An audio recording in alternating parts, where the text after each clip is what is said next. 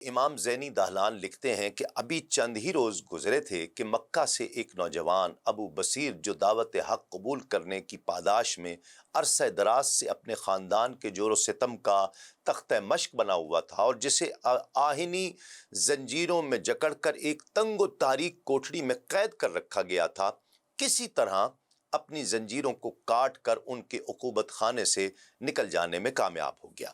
ابو بصیر سینکڑوں میل کی مسافت پیدل طے کر کے رسول اللہ صلی اللہ علیہ وآلہ وسلم کی خدمت اقدس میں حاضر ہوئے۔ چہرہ مبارک دیکھ کر قید و بند کی صعوبت اور سفر کی کوفت سب دور ہو گئی، بھول گئے، گویا دوزخ سے نکل کر فردوس بری میں آ گیا ہو۔ اسے یہاں آئے ہوئے بمشکل 3 دن گزرے ہوں گے کہ ایک نئی آزمائش نے اس کے دروازے پر دستک دی اور چونکا دیا۔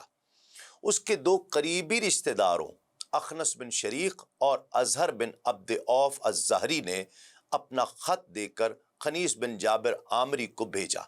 یہ خط انہوں نے نبی کریم صلی اللہ علیہ وآلہ وسلم کی طرف لکھا تھا کہ ہمارا ایک عزیز ابو بصیر ہماری اجازت کے بغیر یہاں سے بھاگ کر آپ کے پاس پہنچ گیا ہے، طے شدہ معاہدے کے مطابق اسے ہمارے ان 2 آدمیوں کے ساتھ بھیج دیا جائے۔ خنیس عامری کے ساتھ جو دوسرا آدمی آیا اس کا نام کوثر تھا۔ حضرت ابی بن کعب نے وہ خط پڑھ کر حضور نبی کریم صلی اللہ علیہ وآلہ وسلم کو سنایا تو سرکار نے ابو بصیر کو بلایا اور ان 2 آدمیوں کے حوالے کر دیا اور فرمایا تم ان دونوں کے ساتھ چلے جاؤ۔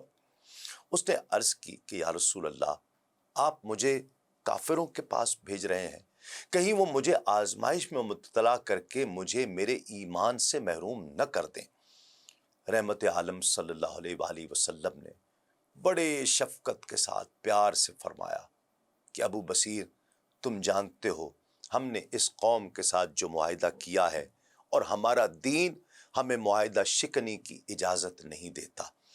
اللہ تعالیٰ تمہارے لیے اور تمہارے ساتھ جو مسلمان ہیں ان کے لیے نجات کا راستہ ہموار فرمائے گا۔ اس نے پھر عرض کی کہ یا رسول اللہ، آپ مجھے مشرکین کے حوالے کر رہے ہیں۔ حضور نے بشارت دی کہ ابو بصیر چلے جاؤ، اللہ بہت جلد تیری نجات اور رہائی کا دروازہ کھول دے گا۔ صحابہ کرام جو سرکار دو عالم صلی اللہ علیہ وآلہ وسلم کے رازدان تھے، آپ کو جانتے تھے، آپ کو سمجھتے تھے، انہوں نے ابو بصیر سے چپ کے کہا کہ ابو بصیر، اب آقا علیہ الصلوۃ والسلام نے فرما دیا ہے تو یقیناً تیری نجات کا بہت جلد انتظام ہونے والا ہے۔ اس طرح وہ دونوں آدمی ابو بصیر کو اپنی نگرانی میں لے کر روانہ ہو گئے اور ظہر کے وقت ذوالحلیفہ پہنچ گئے۔ ابو بصیر نے مسجد میں 2 رکعت نماز ظہر ادا کی۔ ان کے پاس زاد راہ کے طور پر کچھ کھجوریں تھیں، وہ نکالیں اور اپنے ساتھیوں کو بھی دعوت کی دی کہ وہ بھی آ کر کھا لیں۔ انہوں نے بھی اپنا توشہ دان کھولا جس میں روٹی کے چند ٹکڑے تھے، سب نے جو کچھ تھا اکٹھا کر لیا اور مل کر کھایا۔ خنیس عامری نے اپنی تلوار دیوار سے لٹکا دی تھی اور باتیں کرنے لگے۔ اس دوران عامری نے اپنی تلوار نیام سے نکالی اور اسے لہرا کر کہنے لگا کہ میں اپنی اس تلوار سے صبح سے شام تک اوز و خزرج کا قتل عام کروں گا۔ ابو بصیر نے طنزاً کہا کہ تمہاری یہ تلوار کاٹتی بھی ہے یا یوں ہی تم شیخی بھگار رہے ہو؟ خنیس عامری نے کہا کہ بے شک اس کی دھار بڑی تیز ہے۔ ابو بصیر نے کہا کہ ذرا مجھے دو، میں بھی دیکھوں۔ جب تلوار ابو بصیر کے ہاتھ میں آئی تو انہوں نے بجلی کی صورت کے ساتھ وار کر کے خنیس کا تو وہیں کام تمام کر دیا۔ پھر وہ دوسرا شخص کوثر اس پر جھپٹے لیکن وہ بھاگ نکلا۔ انہوں نے اس کو پکڑنے کی کوشش کی لیکن وہ قابو نہیں آیا۔ وہ کوثر وہاں سے بھاگا اور سیدھا مدینہ طیبہ پہنچا۔ نبی کریم صلی اللہ علیہ وآلہ وسلم نماز عصر سے فارغ ہو کر صحابہ کرام کے ساتھ گفتگو کر فرما رہے تھے کہ انہیں کوثر دکھائی دیا، سانس پھولا ہوا ہے، پسینہ بہہ رہا ہے اور چہرے پر ہوائیاں اڑ رہی ہیں۔ جب خدمت اقدس میں پہنچا تو حضور نبی کریم صلی اللہ علیہ وآلہ وسلم نے پوچھا کہ کیا ہوا؟ تو کہنے لگا کہ آپ کے آدمی یعنی ابو بصیر نے میرے ساتھی خنیس عامری کو قتل کر دیا ہے، جبکہ میں بڑی مشکل سے جان بچا کر یہاں پہنچا ہوں۔ میرے پیچھے ابو بصیر بھی آ رہا ہے، وہ مجھے بھی زندہ نہیں چھوڑے گا۔ پھر کوثر نے رحمت عالم صلی اللہ علیہ وآلہ وسلم سے جان کی امان مانگی۔ حضور نبی کریم صلی اللہ علیہ وآلہ وسلم نے اسے پناہ عطا فرمائی۔ اتنے میں ابو بصیر بھی پہنچ گیا۔ وہ عامری کے اونٹ پر سوار تھا، مسجد کے دروازے پر اونٹ بٹھایا اور اس کی تلوار گلے میں لٹکائے ہوئے سرکار کی خدمت میں حاضر ہوا اور عرض کی کہ یا رسول اللہ، آپ نے اپنا وعدہ پورا فرما دیا تھا، آپ نے مجھے دشمن کے ہاتھ میں دے دیا، میں اپنے زور پر اپنا دین بچا کر پھر حاضر ہوا ہوں۔ اس پر حضور نبی کریم صلی اللہ علیہ وآلہ وسلم نے ناپسندیدگی کا اظہار کرتے ہوئے فرمایا کہ اگر اسے یعنی قاتل کو آدمی مل جائیں تو یہ جنگ کی آگ خوب بھڑکا سکتا ہے۔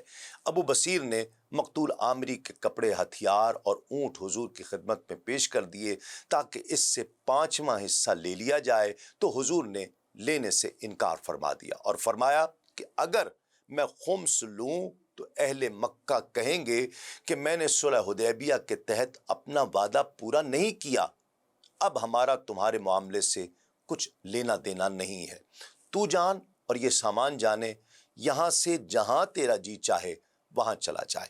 ناظرین کرام، یہ کہانی یہاں ختم نہیں ہوتی ہے۔ رسول اللہ صلی اللہ علیہ وآلہ وسلم کی پشت پناہی نہ ملنے پر ابو بصیر مدینہ طیبہ سے نکل کر سیف البحر کے مقام پر آ کر وہاں قیام پذیر ہو گیا۔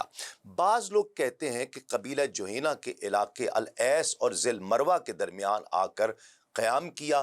یہ جگہ سیف البحر کے قریب ہے اور مکے کے تجارتی راستے پر واقع ہے۔ جب مکے میں سہیل بن عمرو نے یہ سنا کہ ابو بصیر نے خنیس عامری کو قتل کر دیا ہے تو اسے بڑا رنج ہوا، بہت دکھ ہوا۔ وہ غصے سے کہنے لگا کہ ہم نے اس لیے تو محمد صلی اللہ علیہ وآلہ وسلم کے ساتھ معاہدہ نہیں کیا تھا۔